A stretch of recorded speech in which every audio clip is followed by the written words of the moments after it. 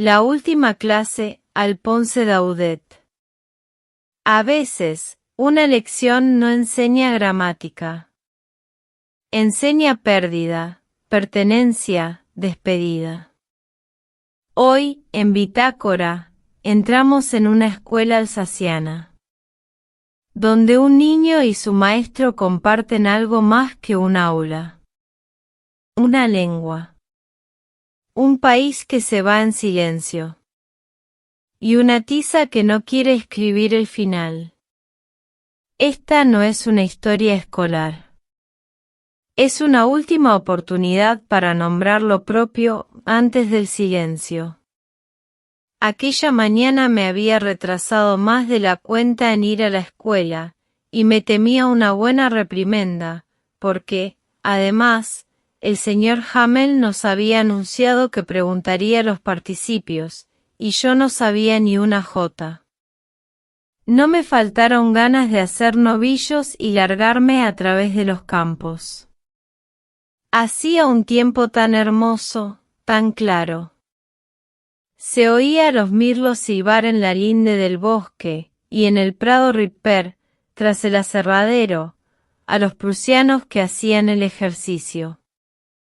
Todo esto me atraía mucho más que la regla del participio, pero supe resistir la tentación y corrí apresuradamente hacia la escuela.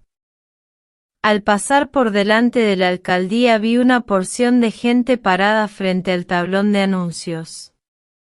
Por él nos venían desde hacía 2 años todas las malas noticias, las batallas perdidas, las requisiciones, las órdenes de la comandature, y, sin pararme, me preguntaba para mis adentros, ¿qué es lo que todavía puede ocurrir? Entonces, al verme atravesar la plaza La Carrera, el herrero Guache, que estaba con su aprendiz leyendo el bando, me gritó: «No te molestes tanto, muchacho, todavía llegas a la escuela bastante a tiempo». Me pareció que me hablaba con sorna, y entré sin aliento en el patio de la escuela. De ordinario, al comenzar la clase, se levantaba un gran alboroto, que se oía hasta en la calle, los pupitres, que abríamos y cerrábamos, las lecciones, que repetíamos a voces todos a un tiempo, tapándonos los oídos para aprenderlas mejor, y la ancha palmeta del maestro, que golpeaba la mesa. Silencio. Un poco de silencio. Yo contaba con este jaleo para deslizarme en mi banco sin ser visto, pero precisamente aquel día todo estaba tranquilo como la mañana de un domingo. Por la ventana, abierta, veía a mis compañeros alineados en sus sitios, y al señor Hamel, que pasaba y repasaba, con su terrible palmeta bajo el brazo. No hubo más solución que abrir la puerta y entrar en medio de aquel inmenso silencio. No les digo si estaría avergonzado, ni el pánico que tendría. Pues bien, no. El señor Hamel me miró sin cólera y me dijo dulcemente: «Siéntate pronto, hijo mío, íbamos a comenzar sin ti». Me monté sobre el banco, y enseguida me senté al pupitre.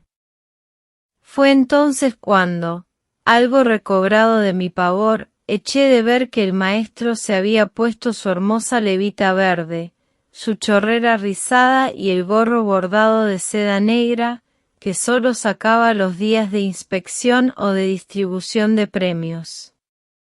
Además, la clase entera tenía un no sabía qué extraordinario, solemne, pero lo que me sorprendió más fue ver en el fondo de la sala, en los bancos que solían quedar desiertos, unos cuantos viejos sentados, silenciosos como nosotros, el anciano Hauser, el antiguo alcalde, el cartero viejo y otros cuantos.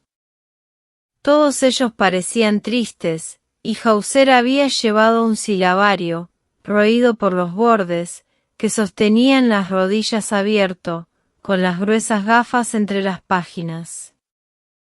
Mientras yo hacía estas extrañas observaciones, el señor Hamel se había subido a su tribuna, y con la misma voz grave y dulce con que me había recibido, nos dijo: «Hijos míos, es el último día que les doy clase. Ha llegado de Berlín la orden de que no se enseñe más que el alemán en las escuelas de Alsacia y Lorena. El maestro nuevo llega mañana. Hoy es nuestra última lección de francés. Les suplico que pongan toda su atención». Estas 4 palabras me trastornaron por completo. Miserables. Esto es lo que nos preparaban con el bando de la alcaldía. Mi última lección de francés. Y yo que apenas sabía escribir. Entonces, yo no lo aprendería nunca. No pasaría de ahí. Como me reprochaba a mí mismo el tiempo perdido, los novillos que había hecho para ir a nidos o a patinar sobre el Saar. Mis libros, que hacía poco me aburrían tanto y tanto me pesaban en la mano, mi gramática, mi historia sagrada, ahora me parecían viejos amigos, de quienes me costaría mucho trabajo separarme. Lo mismo que el señor Hamel. La idea de que iba a marcharse, de que ya no lo vería más, me hacía olvidar los castigos y los palmetazos. Pobre hombre. Se había puesto su traje bueno de los domingos en honor a la última clase. Ahora ya comprendía también por qué estos viejos del pueblo habían venido a sentarse en lo último de la sala. Parecía que sentían no haber venido más a menudo. Era también una manera de dar las gracias al maestro por sus 40 años de buenos servicios, de ofrecer sus respetos a la patria que se marchaba con él. Estaba en este punto de mis reflexiones, cuando oí que el maestro me llamaba. Me había llegado el turno. Que no habría dado yo por poder decir de un tirón aquella terrible regla del participio, muy alto, muy claro, sin una sola falta. Pero a las primeras palabras me embrollé, y allí me quedé, de pie, balanceándome en el banco, con el corazón en un puño y sin atreverme a levantar la cabeza. El señor Hamel me iba diciendo: «No te riño, pobrecito, bastante castigado estás. Pero, mira, las cosas son así. Todos los días nos decimos, va, tengo tiempo, ya estudiaré mañana, y luego, aquí tienes lo que pasa. ¡Ay! Esta ha sido la gran desgracia de nuestra Alsacia, dejar siempre su instrucción para mañana. Ahora esa gente tiene derecho a decirnos, pero, ¿cómo? Pretenden ser franceses y no saben hablar su lengua. De todo ello, tú no tienes mucha culpa, todos nosotros tenemos muchas cosas que echarnos en cara. A sus padres no les ha importado gran cosa verlos instruidos, les parecía mejor mandarlos a trabajar la tierra o a las fábricas, para reunir unos cuantos céntimos más. ¿Y yo mismo, no tengo algo que reprocharme también? ¿No les hacía muchas veces regar mi jardín en vez de estudiar? Y cuando quería irme a pescar truchas, me violentaba algo para mandarlos a paseo. Y después, de una cosa en otra, el señor Hamel llegó a hablarnos de la lengua francesa, diciendo que era la lengua más hermosa del mundo, la más clara, la más sólida, que era preciso guardarla entre nosotros y no olvidarla nunca, porque cuando un pueblo cae en la esclavitud, si conserva bien la lengua propia, es como si tuviera la llave de la prisión. Después cogió una gramática y nos leyó la lección. Yo estaba asombrado de ver cómo lo comprendía.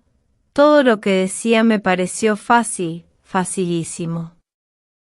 ¿Acaso fuera que nunca había escuchado con tanta atención y que tampoco le había puesto tanta paciencia en sus explicaciones? Se diría que el pobre quería infundirnos todo su saber antes de marcharse, que nos lo quería meter de golpe en la cabeza. Cuando hubo terminado la lección pasamos a la escritura. El maestro nos había preparado modelos nuevos, sobre los que había escrito con una hermosa letra redonda, Francia, Alsacia, Francia, Alsacia. Parecían banderitas que ondeaban por toda la clase, colgadas como de un mástil sobre nuestros pupitres. Era de ver cómo nos aplicábamos todos. ¡Qué silencio! No se oía más que el rasguear de las plumas sobre el papel. Por la ventana entraron zumbando unos abejorros. Nadie paró en ellos, ni siquiera los pequeñuelos, que no levantaban cabeza, trazando sus palotes con tanta afición como si fueran francés también. Sobre el tejado de la escuela, las palomas se arrullaban dulcemente. Al oírlas me preguntaba, ¿las obligarán también a arrullarse en alemán? De vez en cuando levantaba los ojos de mi plana y veía al señor Hamel, inmóvil en su silla, mirando fijamente los objetos a su alrededor, como si quisiera llevarse en la mirada toda su escuela. Figúrense.